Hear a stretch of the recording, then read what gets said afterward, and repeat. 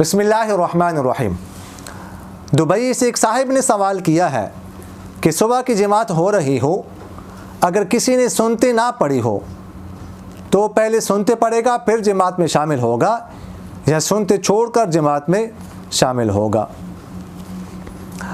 دیکھیے گا، باقی نمازوں کے بارے میں تو یہی حکم ہے کہ اگر کسی نے سنتے نہ پڑھی ہو، جماعت شروع ہو جائے تو سنتے نہیں پڑھیں گے، جماعت میں شامل ہوں گے۔ اگر کسی نے سنتے شروع کر دی باقی نمازوں میں اور جماعت کھڑی ہو گئی تو 2 رکعت پڑھ کر سلام پھیر دے اور جماعت میں شامل ہو جائے۔ البتہ اگر کسی کی تیسری رکعت ہو اور جماعت شامل ہو جائے تو اس کے لیے حکم ہے کہ چوتھی بھی ملا کر جماعت میں شامل ہو جائے، لیکن باقی نمازوں کے بارے میں۔ البتہ جہاں تک فجر کی نماز یا فجر کے سنتوں کا تعلق ہے تو ان کا حکم الگ ہے، ان کی بڑی تاکید آئی ہے۔ حضور اقدس صلی اللہ علیہ وسلم کے ارشاد مبارک ہے کہ تم فجر کی سنتے نہ چھوڑو اگرچہ گھوڑے تمہیں روند ڈالیں۔ اور ایک روایت میں آپ صلی اللہ علیہ وسلم نے ارشاد فرمایا کہ فجر کی سنتے دنیا اور جو کچھ دنیا کے اندر ہے اس سب سے بہتر ہے۔ صحابہ کرام رضوان اللہ تعالی علیہم اجمعین کے بارے میں آتا ہے، مثلا عبداللہ بن عمر رضی اللہ عنہ کے بارے میں آتا ہے کہ فجر کی جماعت شروع ہونے کے بعد انہوں نے فجر کے 2 سنتے ادا کی۔ عبداللہ بن مسعود رضی اللہ تعالیٰ عنہ کے بارے میں آتا ہے، فجر کی جماعت کھڑی تھی، انہوں نے پہلے 2 سنتے پڑھی، اس کے بعد جماعت میں شامل ہو گئے۔ اسی طرح ابو الدرداء رضی اللہ تعالیٰ عنہ، عبداللہ بن عباس رضی اللہ عنہما کے بارے میں آپ بھی آتا ہے کہ جماعت شروع ہو گئی تھی، اس کے بعد انہوں نے فجر کی سنتے پڑھی ہے۔ یہ دیکھیے گا، یہ صحابہ کا عمل ہے، اور جو صحابہ کا عمل ہوتا ہے وہ حدیث کی تشریح ہوتی ہے، وہ حدیث کی وضاحت ہوتی ہے۔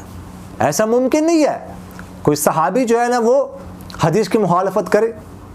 اور عبداللہ بن عمر رضی اللہ عنہما جیسے صحابی جو اتباع سنت میں مشہور تھے، متبع سنت صحابی، اور وہ یعنی آپ صلی اللہ علیہ وسلم کی حدیث یا سنت کی مخالفت کر دے، ہے ناممکن سی بات ہے۔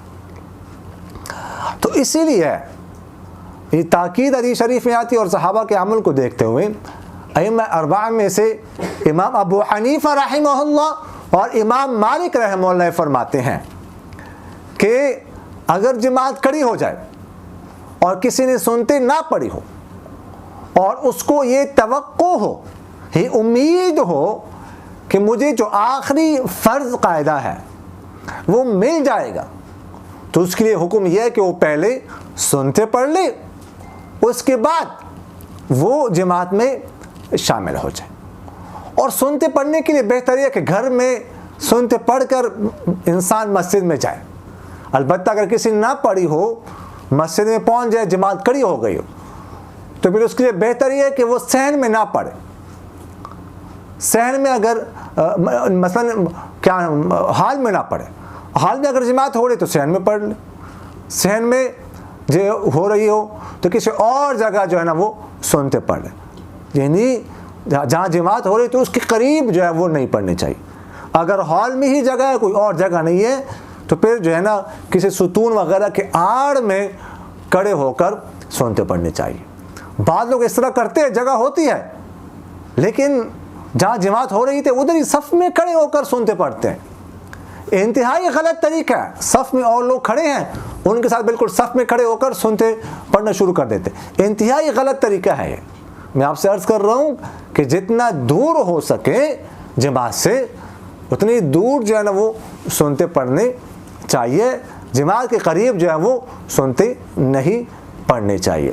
بہرحال سنتوں کی بڑی تاکید ہے، فجر کی سنتوں کی، اس لیے جو ہے نا یہ اگر جماعت قریبی ہو لیکن آخری قاعدہ ملنے کی توقع ہو تو پہلے سنتے پڑھنی چاہیے۔